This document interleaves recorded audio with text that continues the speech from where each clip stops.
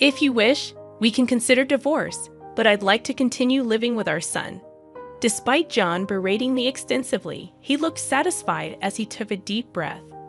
I pondered how to respond, and our son, who had been waiting in the background, stepped forward.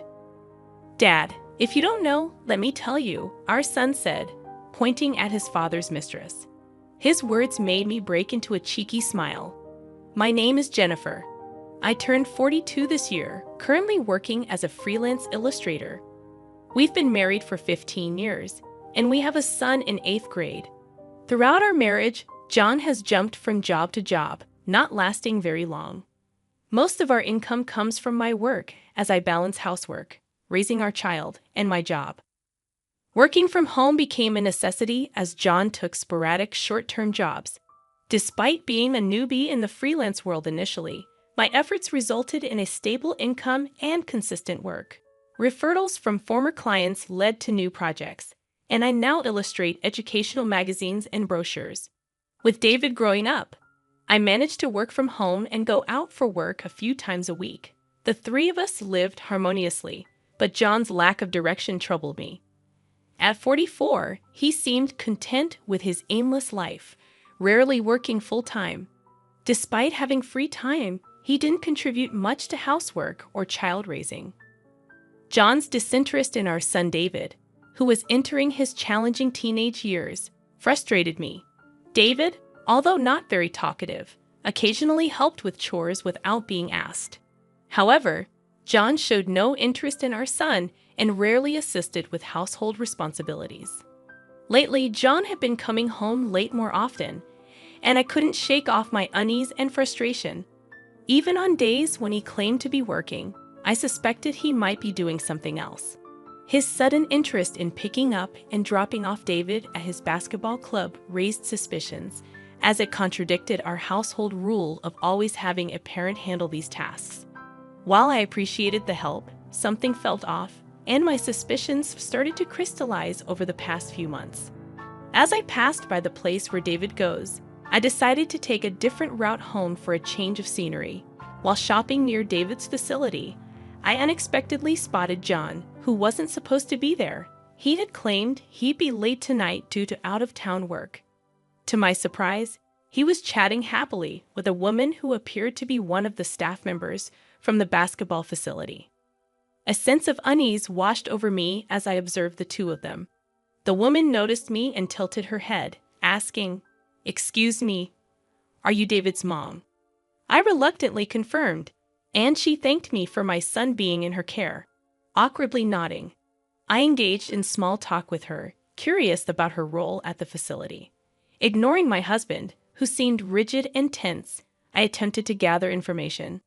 The woman introduced herself as Jessica, but I couldn't help but wonder why she didn't provide more details about her role with David. Ignoring my puzzled expression, my husband seemed eager to end their conversation.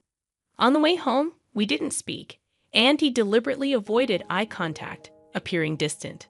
His recent late returns and eagerness to handle drop-offs and pickups, combined with his strange behavior after being spotted, fueled my suspicions. I couldn't shake the feeling that Jessica had something to do with it. As we walked home, I wondered if he was having an affair with this younger woman. In my heart, I sensed a change since he began doing the drop-offs and pickups. He had become noticeably distant, and when I inquired about his behavior, our son responded curtly, displaying annoyance. Chasing after our reluctant son and forcing him to the facility every day felt wrong. My suspicions grew, and soon they were confirmed. One day, as I casually dropped by, Jessica found excuses to visit our home more frequently. While she mentioned our son, it became clear that it was just a pretext. She always appeared when my husband was home, not me or our son. Watching them cheerfully converse in the living room, I was certain of John's infidelity. A month after noticing odd behavior, my husband began coming home later and occasionally leaving for days. When I jokingly remarked about his late return, suggesting he spare me the cheating, he abruptly stood up and glared at me. "Just stick to your work. I'm taking care of David, so don't pry into it unnecessarily," he retorted before leaving the living room with a sigh. I seethed with anger at being told as if he was handling everything, when in reality, he had left all the housework and the responsibility of taking care of David to me. My frustration surfaced during one of our petty disputes, and David, who had been silently observing, finally spoke up. "What's the matter, Mom?" David questioned, having noticed the tension. Trying to downplay it, I asked about him and why he was up at that hour. David, stepping out of his room, stared at me before hesitantly sharing his observations about a female staff member he suspected to be his father's mistress. According to David, this woman, Jessica, would frequently approach him at the facility, annoying him with her clinginess. He felt frustrated that she had started coming to our house, a sentiment I shared.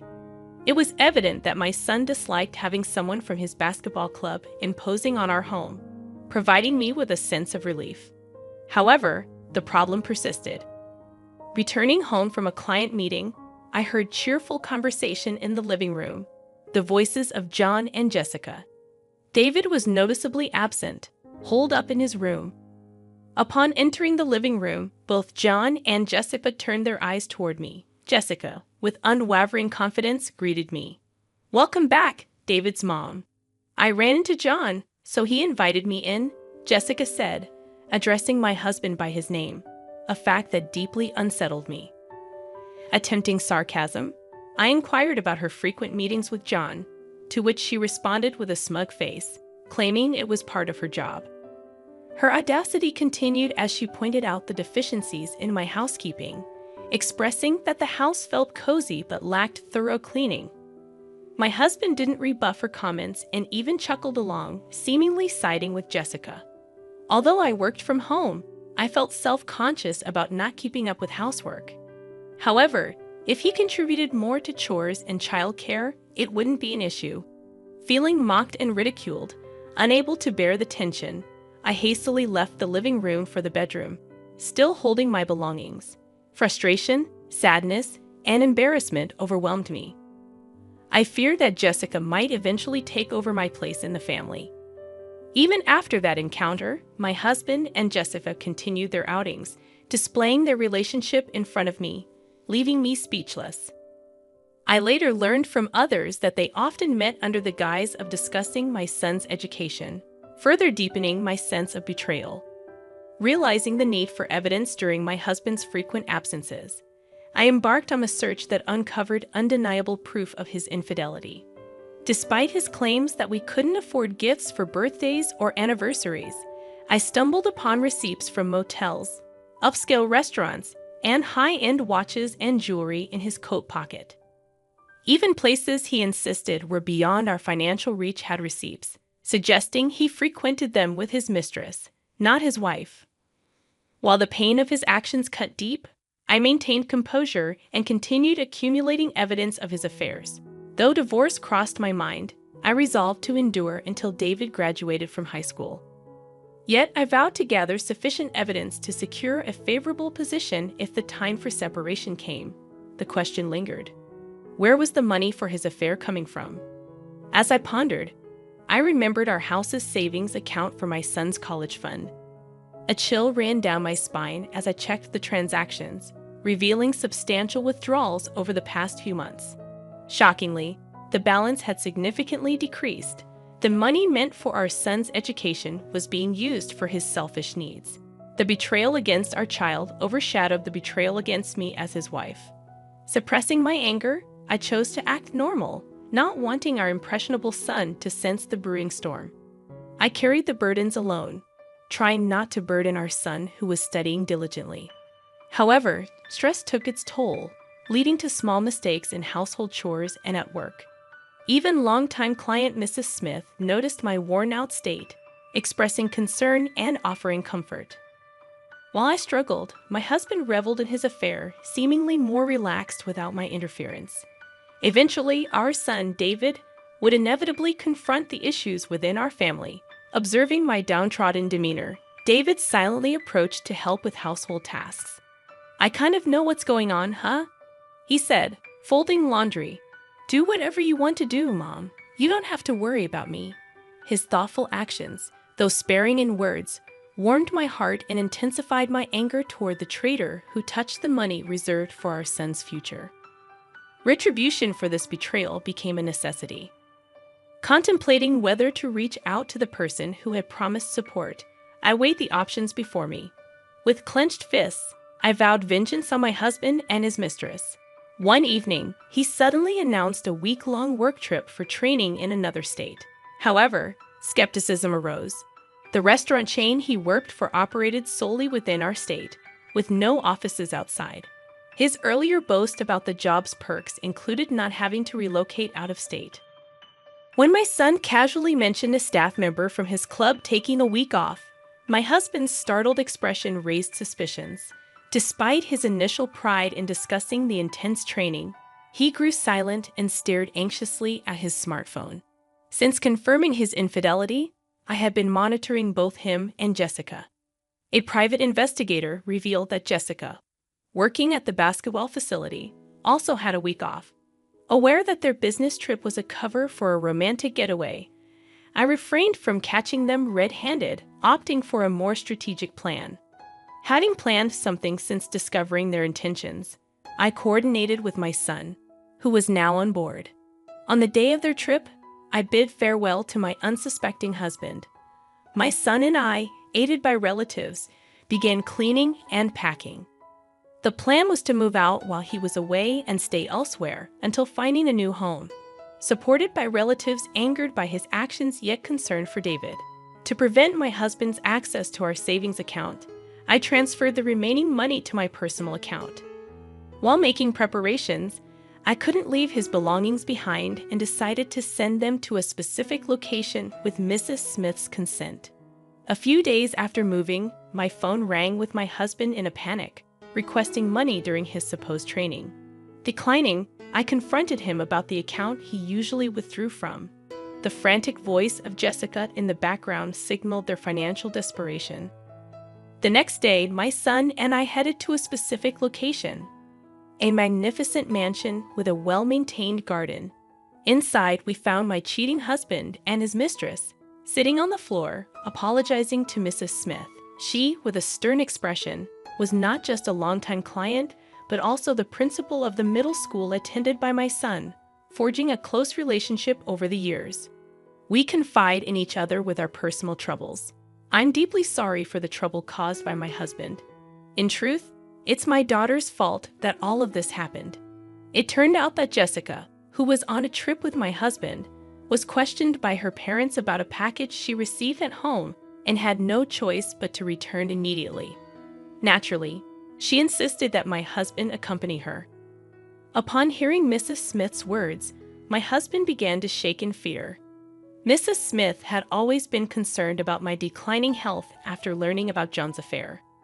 When I finally confided in her about the affair and she discovered that the mistress was her daughter, she was utterly devastated.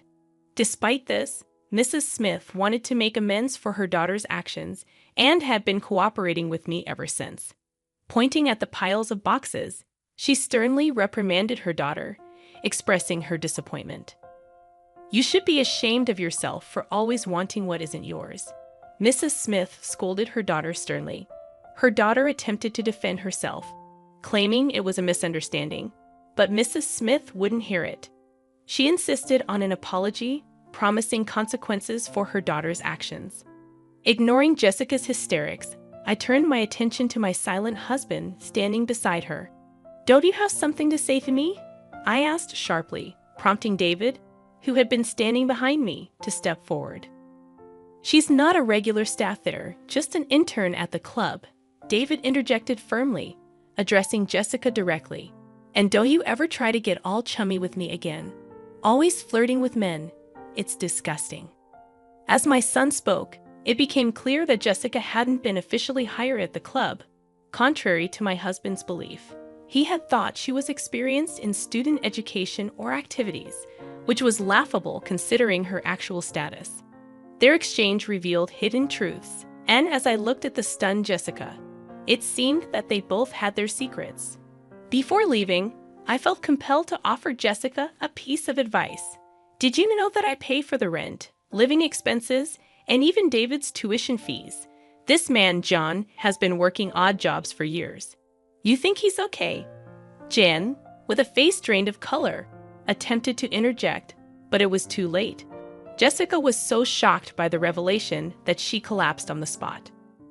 From what I could tell, John had been acting as if he had plenty of money to spare, hiding the fact that I was the breadwinner of the family to save face in Jessica's eyes. I seemed like a lazy bum who neither worked nor took care of household chores properly.